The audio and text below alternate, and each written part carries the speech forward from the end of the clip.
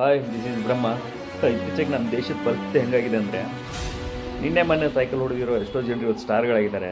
ಅದಕ್ಕೆ ಜನಸಾಮಾನ್ಯರದ್ದು ಎಷ್ಟೋ ಕೊಡುಗೆ ಇದೆ. ಆದರೆ ಇವತ್ತು ಸ್ಟಾರ್ ಆಗಿ ಅವರು ಜೂಜು, ರಮ್ಮಿ ಇಂಥವೆಲ್ಲ ಆಟ ಆಡಬೇಕಂತ ಪ್ರಮೋಷನ್ ಮಾಡ್ತಾರೆ, ದುಃಖ ತಿನ್ಬೇಕಂತ ಪ್ರಮೋಷನ್ ಮಾಡ್ತಾರೆ.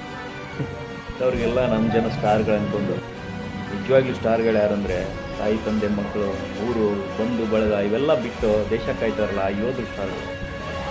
ಕಷ್ಟ ಎಷ್ಟೇ ಕಷ್ಟ ಇದ್ದರೂ ಈ ಬಿಸಿಲು, ಮಳೆ, ಗಾಳಿ, ಚಳಿಲೂ ಕೂಡ ದುಡ್ದು ದೇಶಕ್ಕೆ ಅನ್ನ ನೀಡ್ತಾರಲ್ಲ ಆ ರೈತರು ನಿಜವಾಗ್ಲೂ ಸ್ಟಾರ್ಗಳು.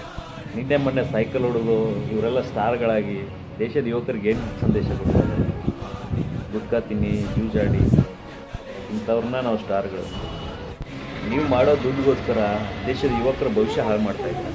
ರೈತರು ಬೆಳೆದಿರೋ ಬೆಳೆಗಳಿಗೆ ಒಂದು ಸಾರಿನಾದರೂ ಪ್ರಮೋಷನ್ ಮಾಡಿದರೆ ನೀವು ಮಾಡಲ್ಲ, ಯಾಕಂದರೆ ಅವ್ರು ದುಡ್ಡು ಕೊಡಲ್ಲ. ನಿಮ್ಮ ದುಡ್ಡು ಇಂಪಾರ್ಟೆಂಟು.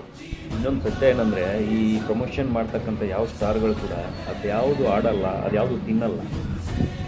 ಇಂಥವ್ರಿಗೆಲ್ಲ ನೀವು ಸ್ಟಾರ್ಗಳು ಅಂದ್ಕೊಂಡು ನಿಜವಾಗ್ಲೂ ಸ್ಟಾರೇ ಆಗಿದ್ದರೆ ರೈತರು ಬೆಳೀತಕ್ಕಂಥ ಬೆಳೆಗಳಿಗೆ ಪ್ರಮೋಷನ್ ಮಾಡಿ. ಅದರಿಂದ ಬೆಳೆದಿರೋ ರೈತರಿಗೆ ಒಳ್ಳೆ ಆದಾಯನಾದರೂ ಬರುತ್ತೆ. ಅದರಿಂದ ದೇಶದ ಆರ್ಥಿಕತೆ ಇಂಪ್ರೂವ್ ಆಗುತ್ತೆ. ಅದು ಬಿಟ್ಟು ಯಾರೋ 3 ಮಂದಿನ ನೀವು ಧನಿಗಳನ್ನ ಮಾಡೋಕ್ಕೆ ಹೋಗಿ ಇಡೀ ದೇಶದ ಯುವಕರ ಜೀವನ ಹಾಳು ಮಾಡ್ತಾ ಇದ್ದಾರೆ. ನೀವು ಮಾಡೋ ಅಡ್ವರ್ಟೈಸಿಂದ ನೀವು ಮಾತ್ರ ಸ್ಟಾರ್ ಆಗ್ತೀರಾ. ನಿಮಗೆ ಪ್ರಮೋಷನ್ ಮಾಡೋಕ್ಕೆ ಕೊಟ್ಟರು ಆ ಕಂಪ್ನಿಗಳು ಸ್ಟಾರ್ ಆಗ್ತವೆ. ದೇಶದ ಭವಿಷ್ಯ, ದೇಶದ ಯುವಕರು ಯಾವತ್ತೂ ಸ್ಟಾರ್.